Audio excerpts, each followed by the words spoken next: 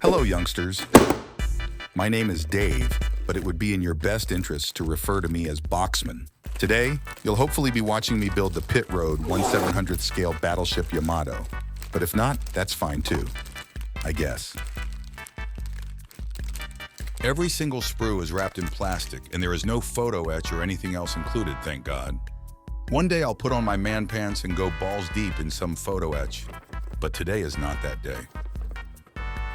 The instructions booklet and painting guide have some pretty detailed diagrams that I can hang up on the walls of my prison cell, since I'm not going to look at them much while building. This kit was released in 2017, so it's pretty new. Pit Road released a whole bunch of variants of the Yamato and the Musashi throughout their careers. I'm gonna be building Yamato during the Ten-Ichigo operation in 1945. For you rapscallions born after 1945, that was when Yamato and her squad got full boxed by New Gen Sweats. Hope this helps. After unboxing all the sprues, I label them with special yellow tape because I'm actually blind. That sure is a lot of parts. I get started with assembling the main turrets. Two of them need holes drilled to mount AA guns on top. I'll assemble all the AA guns in one go later, so for now I'm focused on gluing the rangefinders and other parts of the turret together using the deliciously scented Tamiya cement. The fumes got to me way faster than usual as I tried assembling these Type 96 25mm guns. The upper part of the gun is slightly too large, and me trying to assemble them in such an unrefined manner didn't help at all. After destroying or losing 3 guns, the fumes wore off and I assembled them directly on the sprue. Now I can simply just cut them off without worrying about breaking them. Still haven't worked out the not losing them part though. Fortunately, the kit has different versions of the AA guns that I'll use as spares later.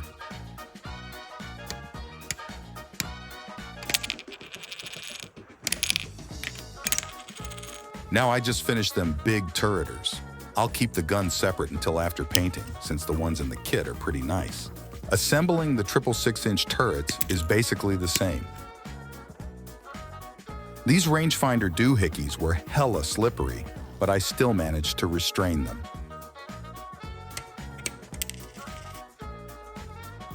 Wham bam, thank you ma'am, it's time for the huge deck. Pit Road makes you drill a shit ton of holes. Just look at that. Thank goodness gracious, I happened to get a twist drill for this build, since they released a ton of different Yamato variant kits.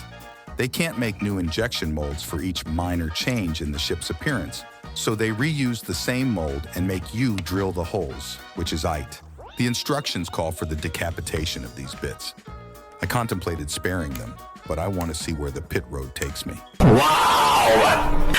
I moved down the length of the Yamato's hull, gluing down the forecastle and stern decks. I'm gonna keep the main wooden deck separate for ease of painting. I think behind these parts is where the ship's boats are held in confinement. I hate building and painting little lifeboats, so it's a good thing Yamato has none for me to build, at least in this variant. It's about time the marriage of the upper and lower halves of the hull was arranged. My best friend, business partner, soulmate, and the love of my life, capillary action, forcefully coerces the cement into even the tightest of crevices. The hull paneling detail is superb and was the biggest reason I chose Pit Road's kit over Fujimi.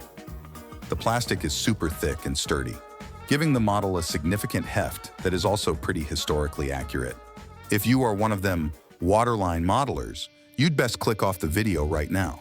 Words cannot describe my hatred for waterline models. They're soulless. A ship's lower hull is as much a part of the ship as the superstructure is. If you build a waterline ship, even if it's for a diorama, that's an incomplete build in my eyes. I will die on this hill. Just because it's below the water doesn't mean it doesn't exist. Why don't the manufacturers just start shipping empty fucking boxes for your fucking submarine kits too while you're at it? Lost my cool a bit there. I get to assembling the propeller shafts and rudders. As I was saying, this kit has a superb looking hull as far as detail goes. One point of criticism is that the stern shape is historically inaccurate. It's too round, whereas it's supposed to be kind of squared off. As far as I know, no 1/700th scale kit has gotten this correct, except for the Pontos kit, which I'm too much of a pussy to build right now because it's a mixed medium kit. with tons of non-optional photo etch. The deck fixtures must be glued down. I'ma be honest, I have no clue what any of these thingamabobs are. I'm not much of a shipsman. Otherwise, I wouldn't demand that you refer to me as boxman. This has gotta be in the top 10 most boring parts of shipbuilding. I'm starting to notice that I find a lot of things in this hobby boring. I do suppose these are boat davits. On they go, not much to yap about here. These are the barbette mounts for the 6-inch triple turrets. If you know what these torpedo bomb-looking doohickeys are, please imagine yourself informing me, as I do not care. Some more Type 96 AA guns, but these have a shield around them. Most of them weren't added until 1945. Yamato in 1941 was truly a cursed sight. That deck's too empty. I can now get started with the best part of building a boat, the superstructure. Fellas, we're running a little late, so I just gotta speedrun this. Speedrun, speedrun, speedrun, speedrun!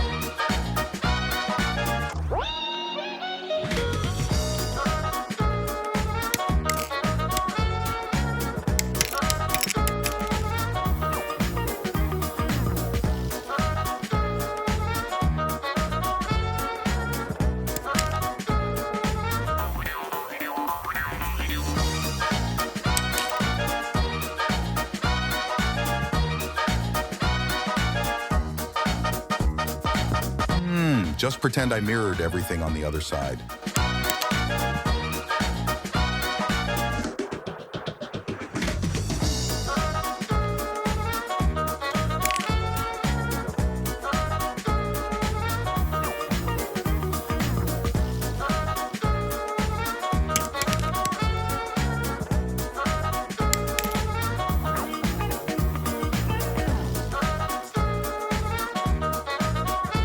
That's the end of the pit road for the tower. Let go! Don't leave me here! This is my house! Let go!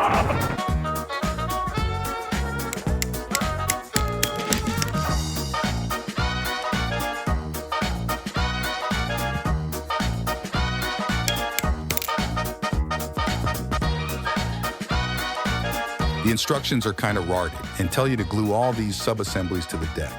I chose to glue them directly to the tower, so painting will be easier. Fuck you.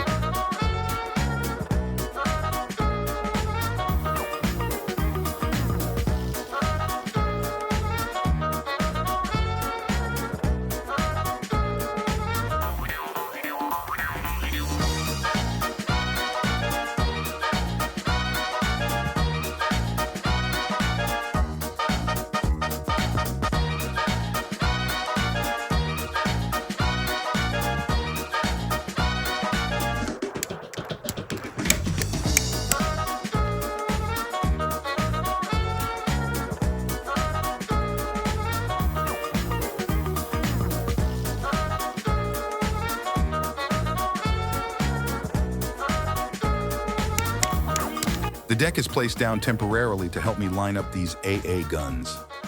The holes I drilled were a little off, so I had some trouble. Speedrun is done. I'm gonna start jabbering again if you don't mind. I'm pretty sure that's a new world record for steps 9 through 21 for Pit Road's 1700 Yamato, so I've applied for a Guinness World Record. I expect to be in next year's book. Anyways, as you can see, all the sub-assemblies have been prepared for painting, because it's time to prime. I still don't have the proper thinner for the primer, so it's spraying about as well as a winky doodle at full mast. And yes, my airbrush paint cup is dented.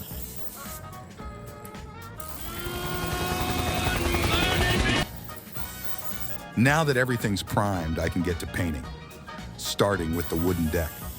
This might be controversial, but I'm gonna paint my Yamato's deck black. There are some sources that say Yamato's deck was stained black in 1944, though I'm not sure how black it stayed by 1945. The real reason I'm doing this is because when I was a wee lad, I received a Forces of Valor Yamato with this strange color scheme. Unfortunately, when I was about 12, I thought I was too cool for it and repainted it in the standard colors that everyone else paints their Yamatos, like the fucking sheep I was. Fortunately, I'm now a level 10 Sigma Gaiad, and now recognize the true superiority of the old paint job, which I'll be recreating for this build. I cut some 0.5mm masking tape to mask individual wooden planks. I then mix up a grayish blue, which will be sprayed atop. This must be repeated a few times with different colors.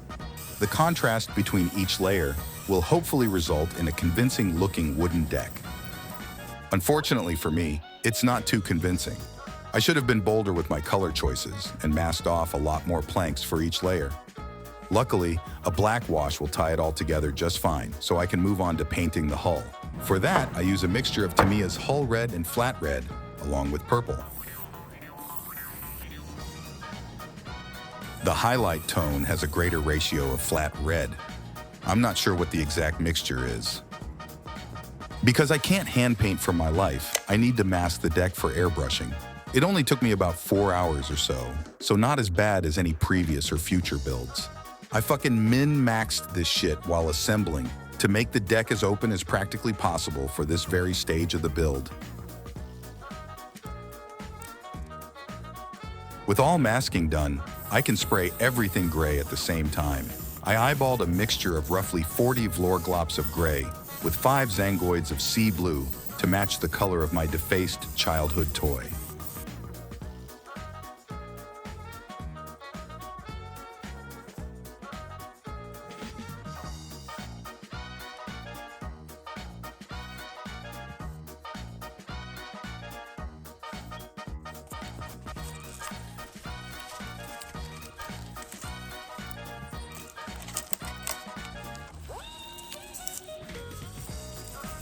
I'm gonna paint all the blast bags a nice bright yellow, so I mask off the gun barrels. Removing that tape is hella satisfying. I'm forced to do some touch-ups and detail work by hand. Fortunately, it ain't too bad. The Forces of Valor model had green accents, which looked fucking badass. But I'm not sure if that's historically accurate. Good thing I ain't no historian. Sometimes building these lil toy boats is all about doing what you want to do. Don't you ever let those rivet-counting fiends tell you otherwise. I painted these sandbags in thingamajiggers tan and used silver on the propeller shafts.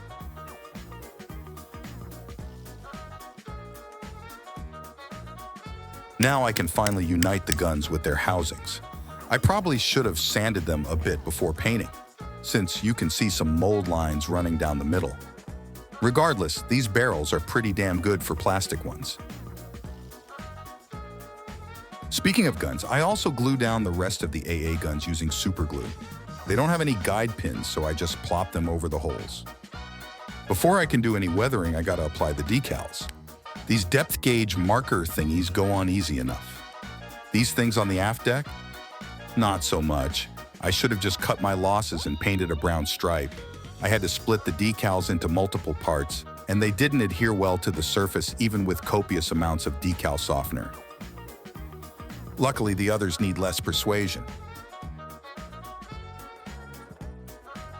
After gloss coating the model off camera like it's a Minecraft Let's Play, I get on with covering my hard work in black sludge. Capillary action is the star of the show, as we need the panel liner to be drawn into the innermost crevices along the surface of the model.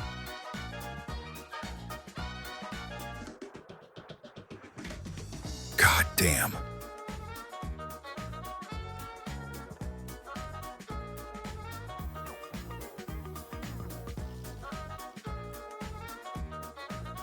I try not to completely flood these smaller details.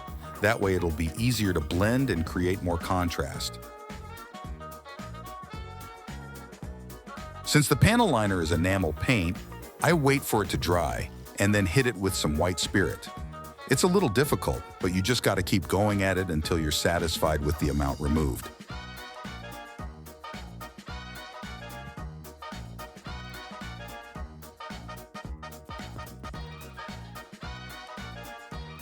I'm quite satisfied. In the next step, I LARP as an angry Austrian painter in order to bring the ship's weathering to its ultimate conclusion. I dotted some oil paint all over the ship, then used some turpentine to blend it away, which creates highlights. That's it for the weathering. I want to imitate the almost toy-like quality of my old Yamato, so no rust or, God forbid, the mysterious green sludge from my USS Washington. We're in the home stretch now, fellas. There's just a few things left to do. I blast the ship's propellers and the whatchamacallits with bronze. Stick them on the ship. Bam, done. These little seaplanes need to be finished up too. Bam, done. At this point, I'm finally able to complete step 4 of the instructions, attaching the ship's big black deck. Not that the instructions specify that the deck is black, it's just that mine is. With the deck secured, then big turreters and the superstructure can be popped on.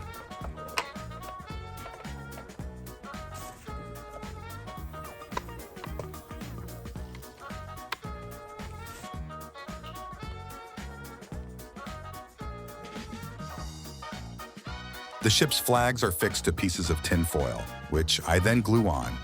Last but not least, I apply a flat, clear coat to protect the top layer of paint, and also because I'm not a fan of a glossy look.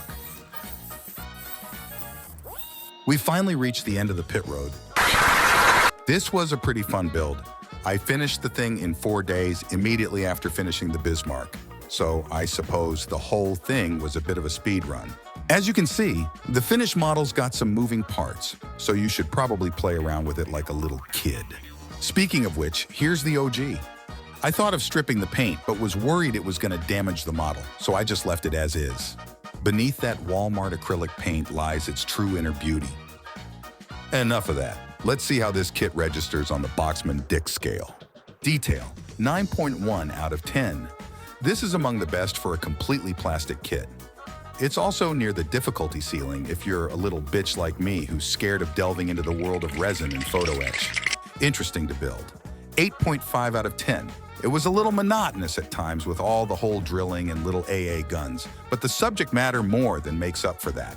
Craftsmanship, 9.5 out of 10. There was no significant flash that I could discern, and all the parts were in excellent condition. Last but not least, keen fit, 9.3 out of 10. Apart from the small AA guns, everyone got along without tussling or crying out for help. That all adds up to 36.4 out of 40 or 91%, an excellent score. This kit is Boxman certified. Since I've built up a small collection of battleships, let's put them all side by side for a size comparison. Joining us today are the Revel 1700 Bismarck and the Trumpeter 1700 Washington. Just sit and take in the absolute size of these three fatsos.